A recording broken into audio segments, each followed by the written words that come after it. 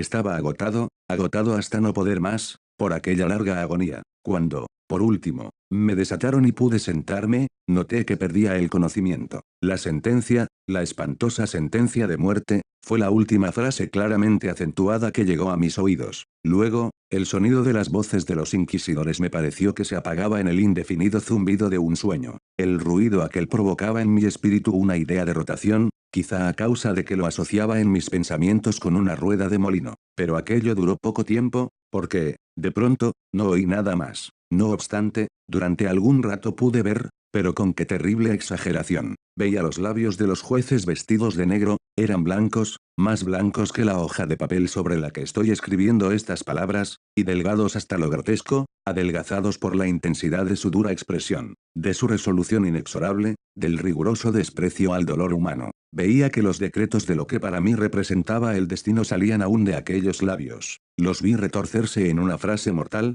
les vi pronunciar las sílabas de mi nombre, y me estremecí al ver que el sonido no seguía al movimiento. Durante varios momentos de espanto frenético vi también la blanda y casi imperceptible ondulación de las negras colgaduras que cubrían las paredes de la sala. Y mi vista cayó entonces sobre los 7 grandes hachones que se habían colocado sobre la mesa. Tomaron para mí, al principio, el aspecto de la caridad, y los imaginé ángeles blancos y esbeltos que debían salvarme. Pero entonces, y de pronto, una náusea mortal invadió mi alma, y sentí que cada fibra de mi ser se estremecía como si hubiera estado en contacto con el hilo de una batería galvánico, y las formas angélicas convertíanse en insignificantes espectros con cabeza de llama, y claramente comprendí que no debía esperar de ellos auxilio alguno. Entonces, como una magnífica nota musical, se insinuó en mi imaginación la idea del inefable reposo que nos espera en la tumba. Llegó suave, furtivamente, creo que necesité un gran rato para apreciarla por completo. Pero en el preciso instante en que mi espíritu comenzaba a sentir claramente esa idea,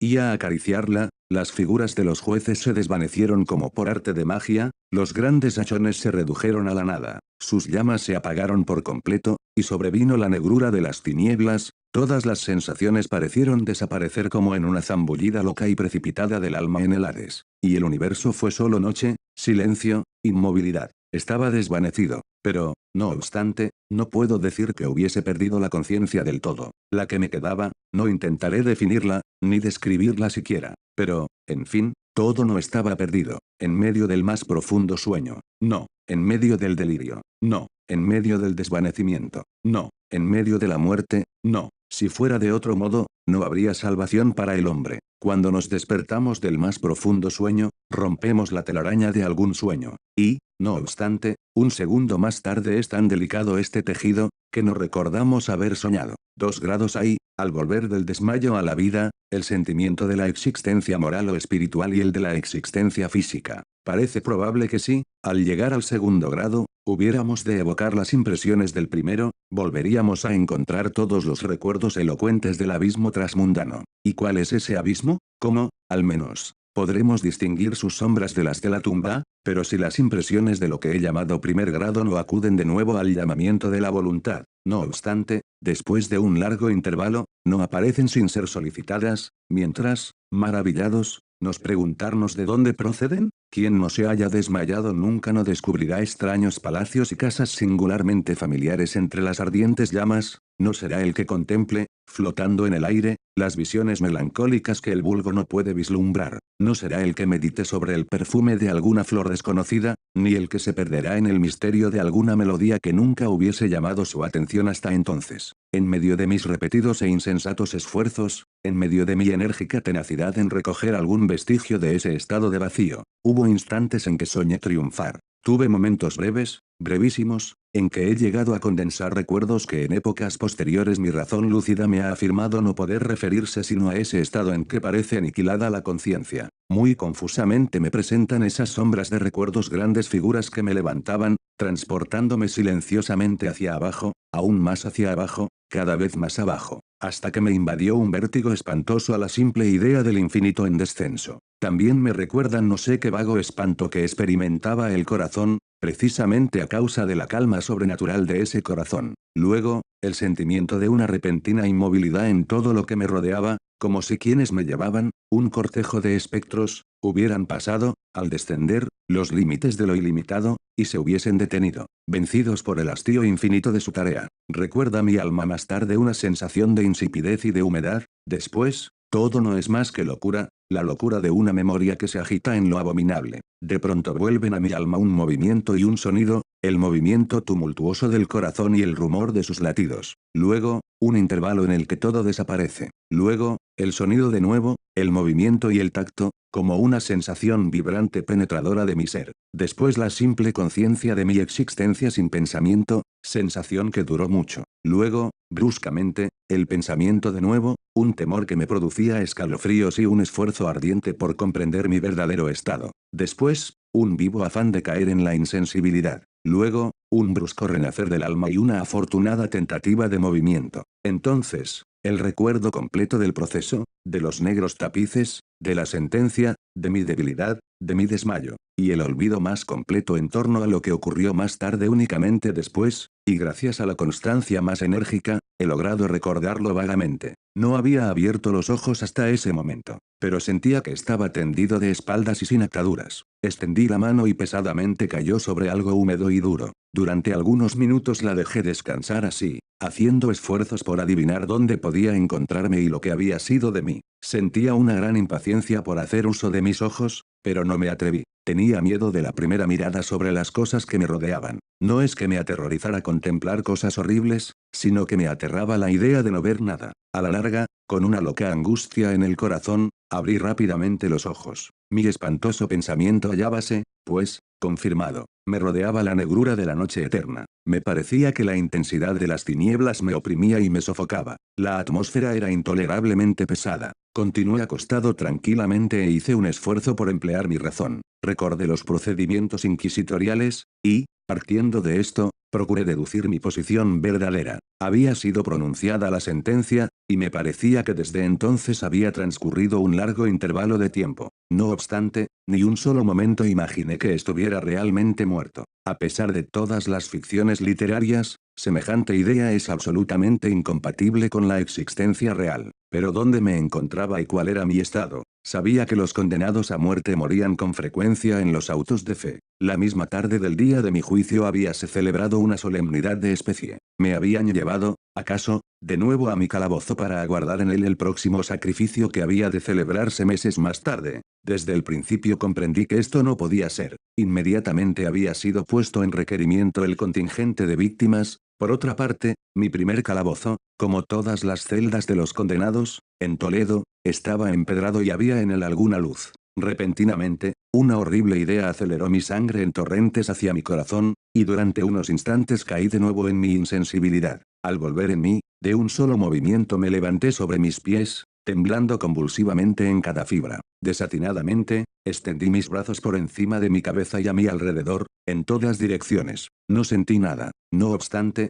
temblaba a la idea de dar un paso, pero me daba miedo tropezar contra los muros de mi tumba. Brotaba el sudor por todos mis poros, y en gruesas gotas frías se detenía sobre mi frente. A la larga, se me hizo intolerable la agonía de la incertidumbre y avancé con precaución, extendiendo los brazos y con los ojos fuera de sus órbitas, con la esperanza de hallar un débil rayo de luz. Di algunos pasos, pero todo estaba negro. Respiré con mayor libertad. Por fin, me pareció evidente que el destino que me habían reservado no era el más espantoso de todos. Y entonces, mientras precavidamente continuaba avanzando, se confundían en masa en mi memoria mil vagos rumores que sobre los horrores de Toledo corrían. Sobre esos calabozos contábanse cosas extrañas. Yo siempre había creído que eran fábulas, pero, sin embargo, eran tan extraños, que solo podían repetirse en voz baja. Debía morir yo de hambre, en aquel subterráneo mundo de tinieblas, y qué muerte más terrible quizá me esperaba, puesto que conocía demasiado bien el carácter de mis jueces,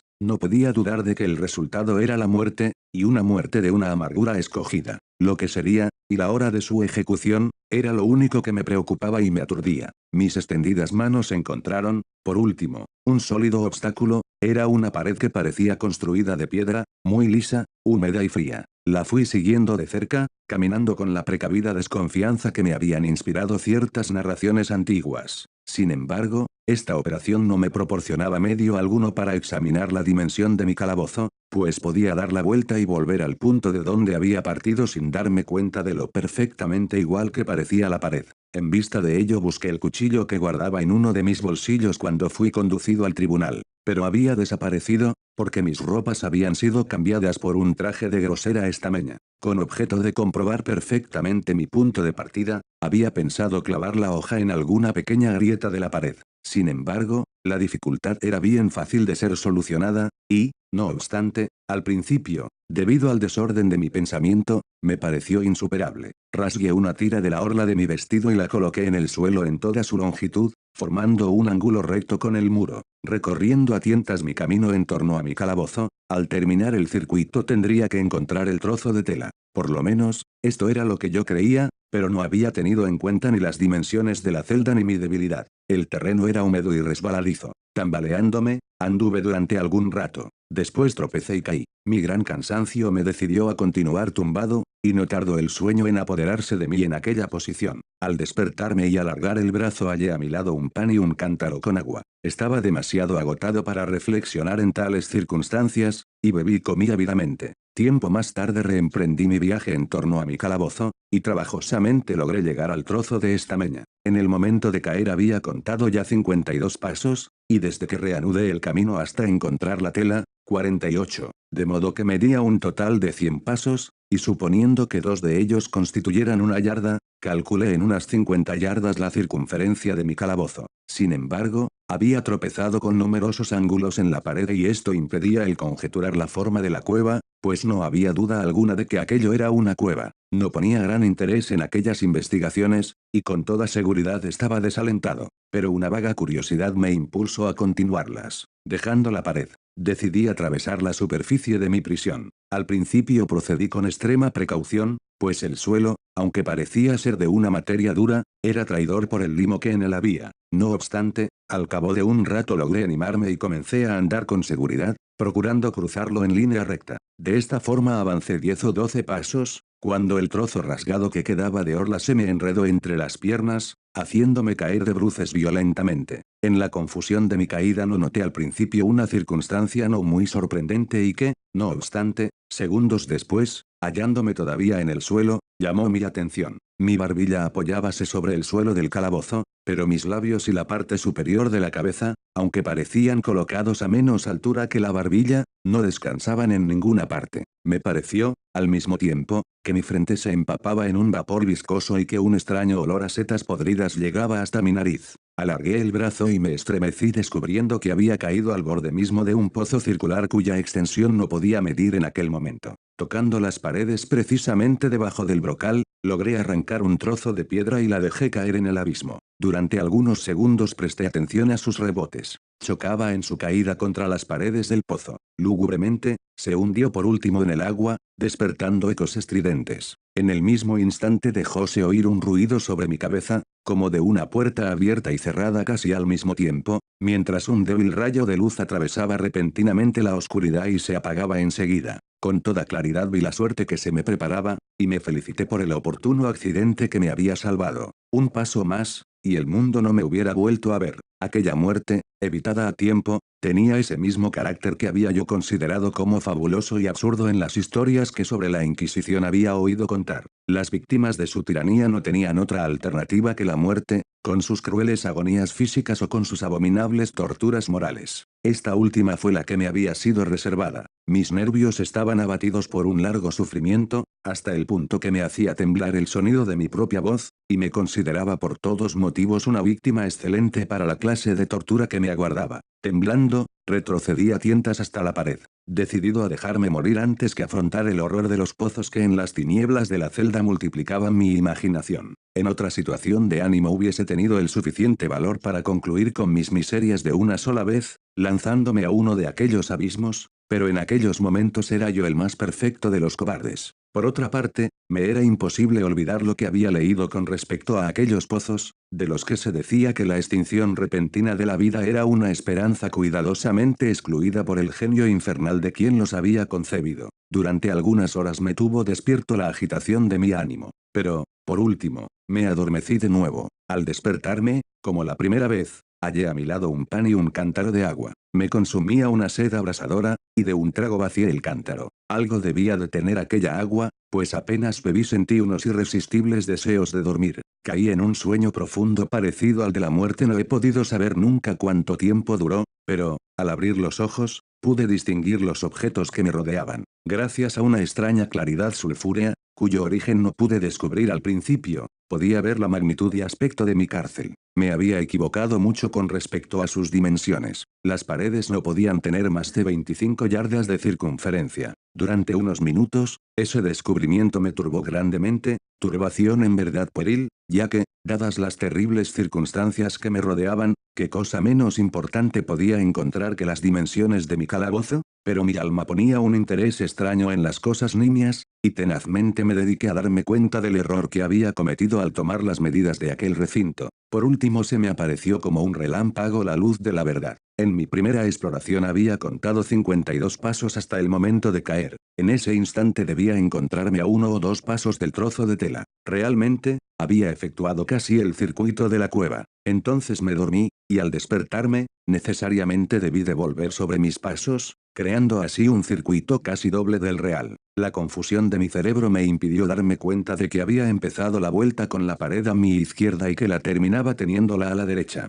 También me había equivocado por lo que respecta a la forma del recinto. Tanteando el camino, había encontrado varios ángulos, deduciendo de ello la idea de una gran irregularidad. Tan poderoso es el efecto de la oscuridad absoluta sobre el que sale de un letargo o de un sueño. Los ángulos eran, sencillamente, producto de leves depresiones o huecos que se encontraban a intervalos desiguales. La forma general del recinto era cuadrada. Lo que creía mampostería parecía ser ahora hierro u otro metal dispuesto en enormes planchas, cuyas suturas y junturas producían las depresiones. Toda la superficie de aquella construcción metálica estaba embadurnada groseramente con toda clase de emblemas horrorosos y repulsivos, nacidos de la superstición sepulcral de los frailes. Figuras de demonios con amenazadores gestos, con formas de esqueleto y otras imágenes de horror más realista, llenaban en toda su extensión las paredes. Me di cuenta de que los contornos de aquellas monstruosidades estaban suficientemente claros, pero que los colores parecían manchados y estropeados por efecto de la humedad del ambiente.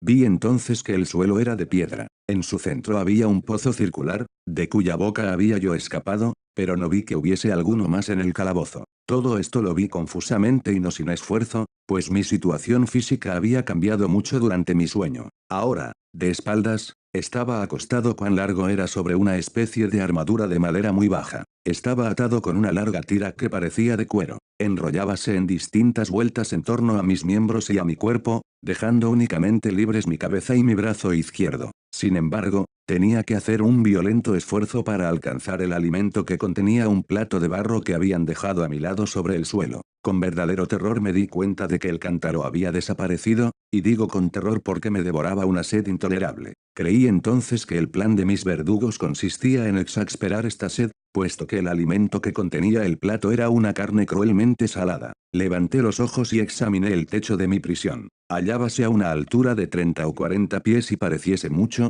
por su construcción, a las paredes laterales. En una de sus caras llamó mi atención una figura de las más singulares. Era una representación pintada del tiempo, tal como se acostumbra representarle, pero en lugar de la guadaña tenía un objeto que a primera vista creí se trataba de un enorme péndulo como los de los relojes antiguos. No obstante, algo había en el aspecto de aquella máquina que me hizo mirarla con más detención. Mientras la observaba directamente, mirando hacia arriba, pues hallábase colocada exactamente sobre mi cabeza, me pareció ver que se movía. Un momento después se confirmaba mi idea. Su balanceo era corto y, por tanto, muy lento. No sin cierta desconfianza, y, sobre todo, con extrañeza, la observé durante unos minutos. Cansado, al cabo, de vigilar su fastidioso movimiento, volví mis ojos a los demás objetos de la celda. Un ruido leve atrajo mi atención. Miré al suelo y vi algunas enormes ratas que lo cruzaban. Habían salido del pozo que yo podía distinguir a mi derecha. En ese instante,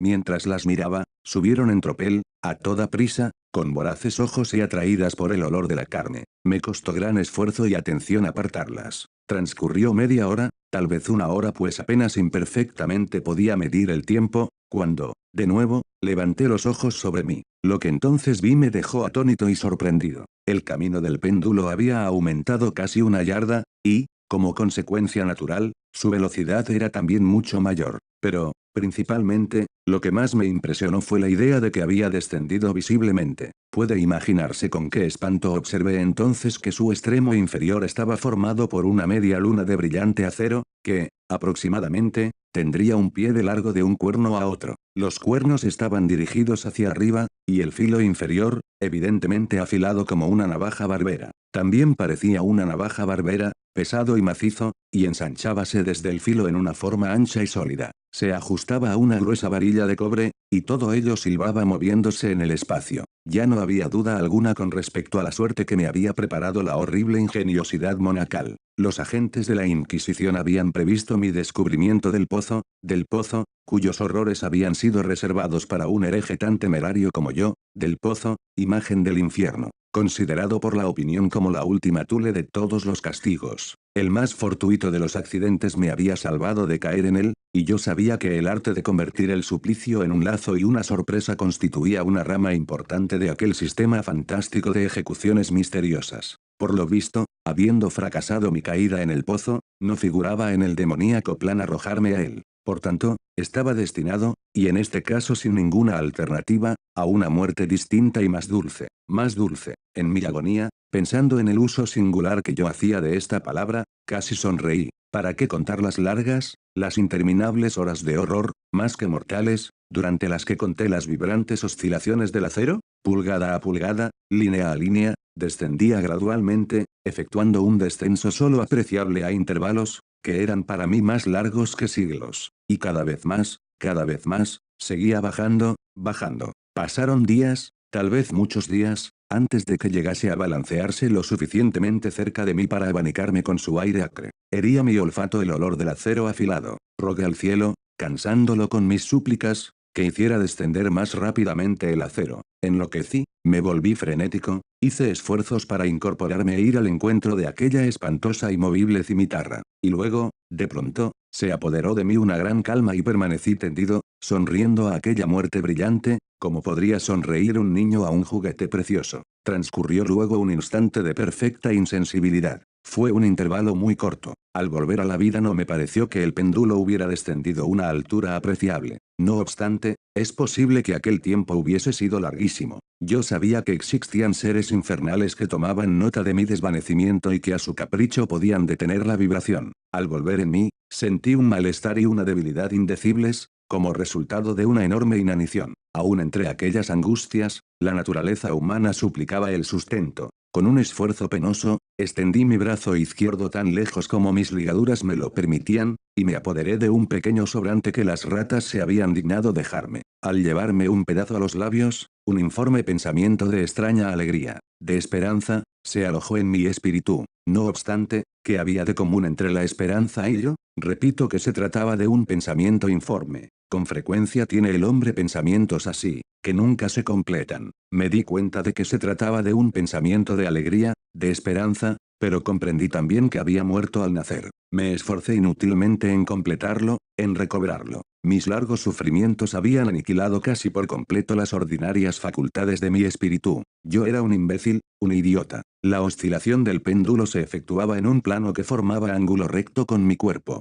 Vi que la cuchilla había sido dispuesta de modo que atravesara la región del corazón. Rasgaría la tela de mi traje, volvería luego y repetiría la operación una y otra vez. A pesar de la gran dimensión de la curva recorrida unos 30 pies, más o menos y la silbante energía de su descenso, que incluso hubiera podido cortar aquellas murallas de hierro, todo cuanto podía hacer, en resumen, y durante algunos minutos, era rasgar mi traje, y en este pensamiento me detuve. No me atrevía a ir más allá de él. Insistí sobre él con una sostenida atención, como si con esta insistencia hubiera podido parar allí el descenso de la cuchilla. Empecé a pensar en el sonido que produciría esta al pagar sobre mi traje, y en la extraña y penetrante sensación que produce el roce de la tela sobre los nervios. Pensé en todas esas cosas, hasta que los dientes me rechinaron. Más bajo aún. Deslizábase cada vez más bajo. Yo hallaba un placer frenético en comparar su velocidad de arriba a abajo con su velocidad lateral. Ahora, hacia la derecha, ahora,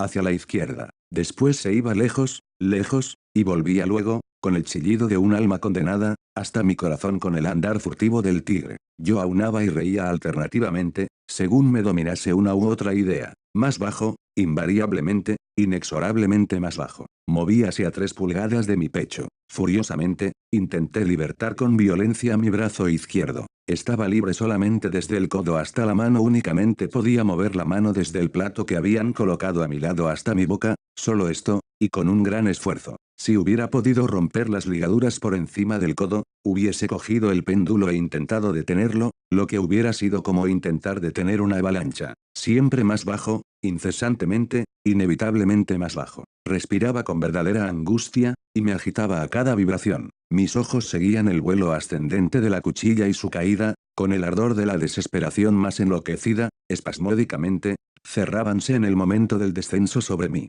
Aun cuando la muerte hubiera sido un alivio, oh, qué alivio más indecible. Y, sin embargo, temblaba con todos mis nervios al pensar que bastaría que la máquina descendiera un grado para que se precipitara sobre mi pecho el hacha afilada y reluciente. Y mis nervios temblaban, y hacían encoger todo mi ser a causa de la esperanza. Era la esperanza triunfante aún sobre el potro, que dejábase oír al oído de los condenados a muerte, incluso en los calabozos de la Inquisición. Comprobé que 10 o 12 vibraciones, aproximadamente, pondrían el acero en inmediato contacto con mi traje. Y con esta observación entróse en mi ánimo la calma condensada y aguda de la desesperación. Desde hacía muchas horas, desde hacía muchos días, tal vez, pensé por vez primera, se me ocurrió que la tira o correa que me ataba era de un solo trozo. Estaba atado con una ligadura continuada. La primera mordedura de la cuchilla de la media luna, efectuada en cualquier lugar de la correa, tenía que desatarla lo suficiente para permitir que mi mano la desenrollara de mi cuerpo.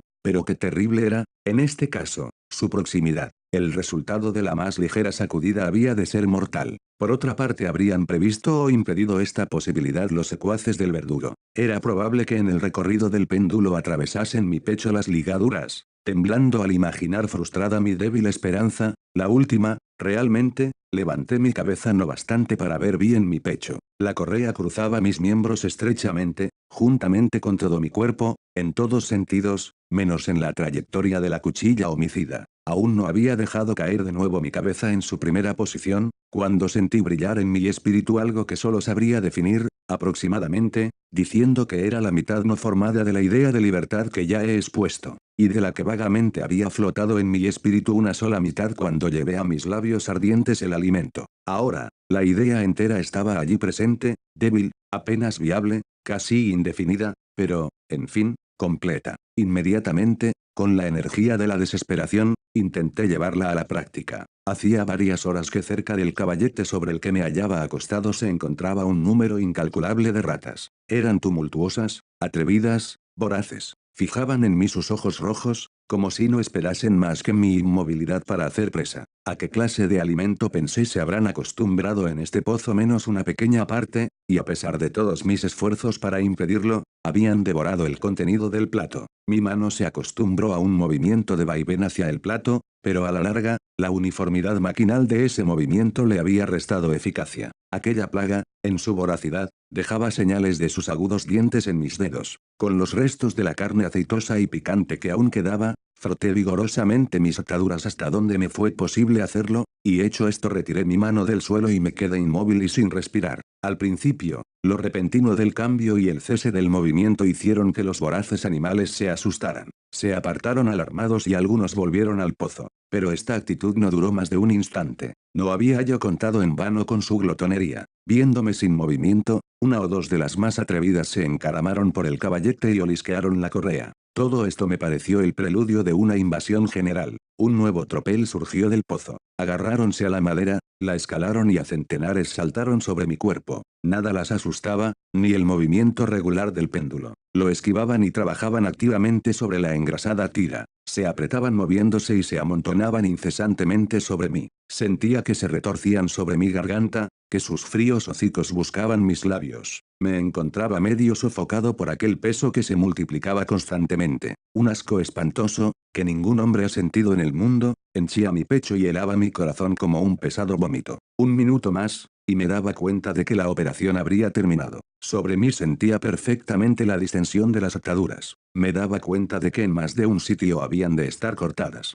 Con una resolución sobrehumana, continué inmóvil. No me había equivocado en mis cálculos. mis sufrimientos no habían sido vanos. Sentí luego que estaba libre. En pedazos, colgaba la correa en torno de mi cuerpo, pero el movimiento del péndulo efectuábase ya sobre mi pecho. La estameña de mi traje había sido atravesada y cortada la camisa. Efectuó 2 oscilaciones más, y un agudo dolor atravesó mis nervios. Pero había llegado el instante de salvación. A un ademán de mis manos, huyeron tumultuosamente mis libertadoras. Con un movimiento tranquilo y decidido, prudente y oblicuo, lento y aplastándome contra el banquillo, me deslicé fuera del abrazo de la tira y del alcance de la cimitarra. Cuando menos, por el momento estaba libre, y en las garras de la Inquisición. Apenas había escapado de mi lecho de horror, apenas hube dado unos pasos por el suelo de mi calabozo, cesó el movimiento de la máquina infernal y la oí subir atraída hacia el techo por una fuerza invisible. Aquella fue una lección que llenó de desesperación mi alma. Indudablemente, todos mis movimientos eran espiados. Libre, había escapado de la muerte bajo una determinada agonía, solo para ser entregado a algo peor que la muerte misma, y bajo otra nueva forma. Pensando en ello, fijé convulsivamente mis ojos en las paredes de hierro que me rodeaban. Algo extraño, un cambio que en un principio no pude apreciar claramente, se había producido con toda evidencia en la habitación. Durante varios minutos en los que estuve distraído, lleno de ensueños y de escalofríos, me perdí en conjeturas vanas e incoherentes. Por primera vez me di cuenta del origen de la luz sulfurosa que iluminaba la celda. Provenía de una grieta de media pulgada de anchura, que extendiese en torno del calabozo en la base de las paredes, que, de ese modo, parecían, y en efecto lo estaban, completamente separadas del suelo. Intenté mirar por aquella abertura, aunque como puede imaginarse, inútilmente. Al levantarme desanimado, se descubrió a mi inteligencia, de pronto, el misterio de la alteración que la celda había sufrido. Había tenido ocasión de comprobar que, aun cuando los contornos de las figuras pintadas en las paredes fuesen suficientemente claros, los colores parecían alterados y borrosos. Ahora acababan de tomar, y tomaban a cada momento, un sorprendente e intensísimo brillo, que daba a aquellas imágenes fantásticas y diabólicas un aspecto que hubiera hecho temblar a nervios más firmes que los míos. Pupilas demoníacas, de una viveza siniestra y feroz, se clavaban sobre mí desde 1000 sitios distintos, donde yo anteriormente no había sospechado que se encontrara ninguna, y brillaban cual fulgor lúgubre de un fuego que, aunque vanamente, quería considerar completamente imaginario. Imaginario. Me bastaba respirar para traer hasta mi nariz un vapor de hierro enrojecido. Extendíase por el calabozo un olor sofocante. A cada momento reflejábase un ardor más profundo en los ojos clavados en mi agonía. Un rojo más oscuro se extendía sobre aquellas horribles pinturas sangrientas. Estaba jadeante, respiraba con grandes esfuerzos. No había duda con respecto al deseo de mis verdugos, los más despiadados, los más demoníacos de todos los hombres. Me aparté lejos del metal ardiente, dirigiéndome al centro del calabozo. Frente a aquella destrucción por el fuego, la idea de la frescura del pozo llegó a mi alma como un bálsamo. Me lancé hacia sus mortales bordes. Dirigí mis miradas hacia el fondo. El resplandor de la inflamada bóveda iluminaba sus cavidades más ocultas. No obstante, durante un minuto de desvarío, mi espíritu negóse a comprender la significación de lo que veía. Al fin, aquello penetró en mi alma, a la fuerza, triunfalmente. Se grabó a fuego en mi razón estremecida. Una voz para hablar. ¡Oh horror! Todos los horrores, menos ese. Con un grito, me aparté del brocal, y, escondido mi rostro entre las manos, lloré con amargura. El calor aumentaba rápidamente, y levanté una vez más los ojos, temblando en un acceso febril. En la celda habíase operado un segundo cambio, y ese efectuábase, evidentemente, en la forma. Como la primera vez, intenté inútilmente apreciar o comprender lo que sucedía, pero no me dejaron mucho tiempo en la duda. La venganza de la Inquisición era rápida, y 2 veces la había frustrado. No podía luchar por más tiempo con el rey del espanto. La celda había sido cuadrada. Ahora notaba que 2 de sus ángulos de hierro eran agudos, y, por tanto, obtusos los otros 2. Con un gruñido, con un sordo gemido, aumentaba rápidamente el terrible contraste. En un momento, la estancia había convertido su forma en la de un rombo. Pero la transformación no se detuvo aquí. No deseaba ni esperaba que se parase. Hubiera llegado a los muros al rojo para aplicarlos contra mi pecho, como si fueran una vestidura de eterna paz. La muerte, me dije. Cualquier muerte, menos la del pozo insensato. Como no pude comprender que el pozo era necesario, que aquel pozo único era la razón del hierro candente que me sitiaba, resistiría yo su calor, y aun suponiendo que pudiera resistirlo, podría sostenerme contra su presión, y el rombo se aplastaba, con una rapidez que no me dejaba tiempo para pensar. Su centro, colocado sobre la línea de mayor anchura, coincidía precisamente con el abismo abierto. Intenté retroceder, pero los muros, al unirse, me empujaban con una fuerza irresistible. Llegó, por último, un momento en que mi cuerpo, quemado y retorcido, apenas halló sitio para él, apenas hubo lugar para mis pies en el suelo de la prisión. No luché más, pero la agonía de mi alma se exteriorizó en un fuerte y prolongado grito de desesperación. Me di cuenta de que vacilaba sobre el brocal, y volví los ojos. Pero he aquí un ruido de voces humanas. Una explosión, un huracán de trompetas, un poderoso rugido semejante al de 1000 truenos. Los muros de fuego echáronse hacia atrás precipitadamente. Un brazo alargado me cogió el mío, cuando, ya desfalleciente, me precipitaba en el abismo. Era el brazo del general Lasalle. Las tropas francesas habían entrado en Toledo. La Inquisición hallábase en poder de sus enemigos.